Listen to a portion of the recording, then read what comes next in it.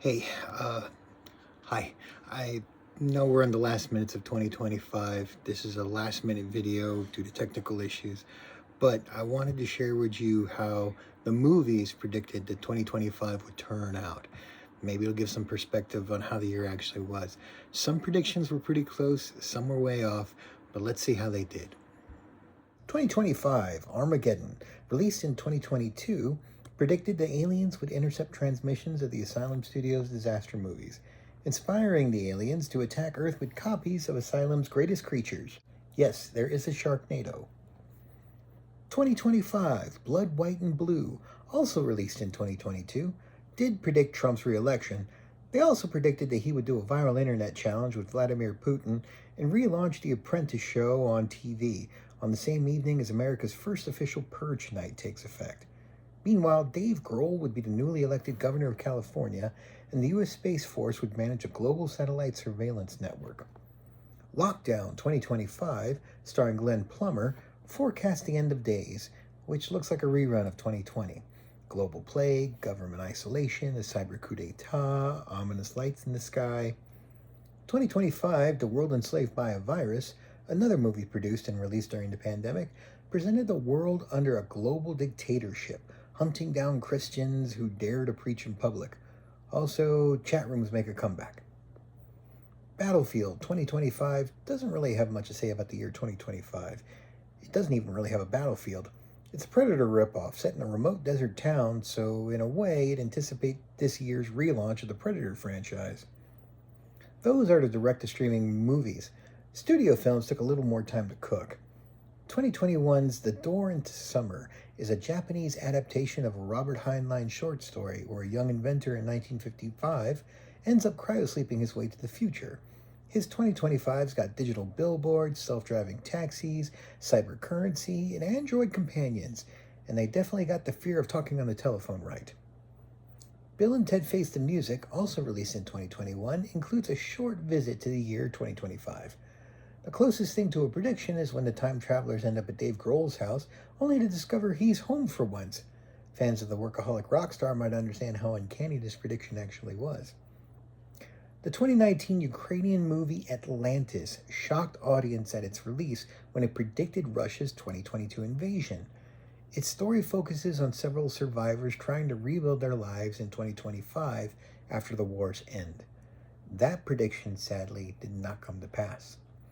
The 2019 Telugu war flick Mundraam Ulagapur, which translates to Third World War, also predicts international conflict, this time along the China-India border. Fortunately, this one did not come to pass either. 2015's Mountains May Depart is a Chinese drama spanning decades, with the third act set in 2025 Australia.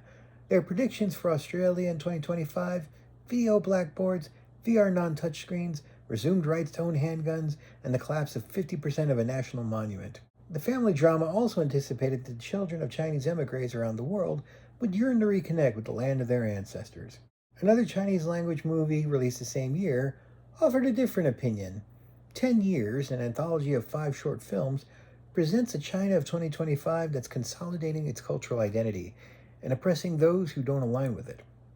Back in Hollywood, Hot Tub Time Machine 2 sent their travelers to March 26, 2025, and their predictions got rather specific.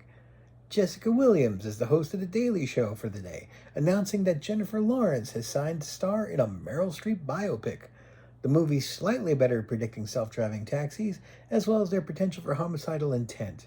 Healthcare has become more high-tech, but sex on the internet is still the surest way to become super rich.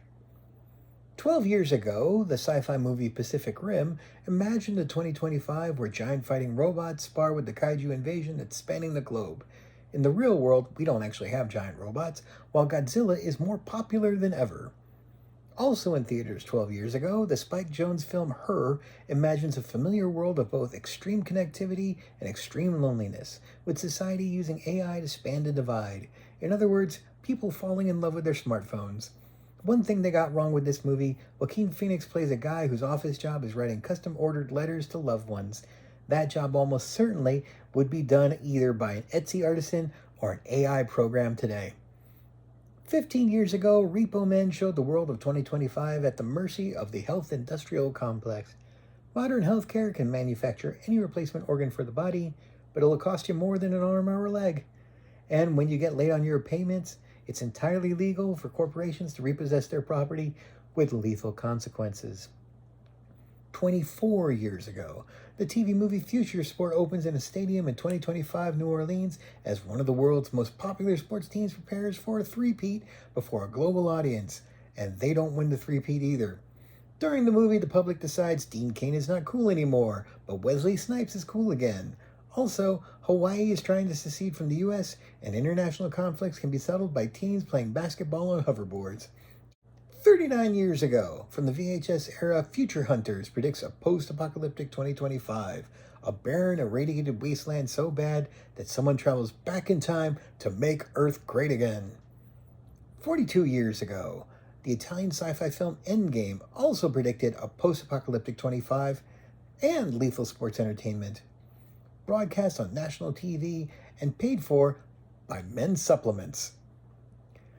Lethal entertainment also applies with our last prediction, which was released in 2025.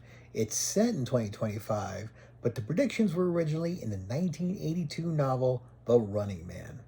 The Schwarzenegger version changed the year, among other details, but most movies imagine a world of economic disparity, an oppressive police state where the media serves the elite, and a TV show where players fight for their lives in front of a national audience. The 2025 version is closer to the source material, but it didn't win the box office in 2025, maybe because it doesn't feel like the future anymore. So 2025 didn't exactly turn out the way the movies said it would. Maybe 2026 will be better. I've only found one prediction so far. This is my home. Oh no.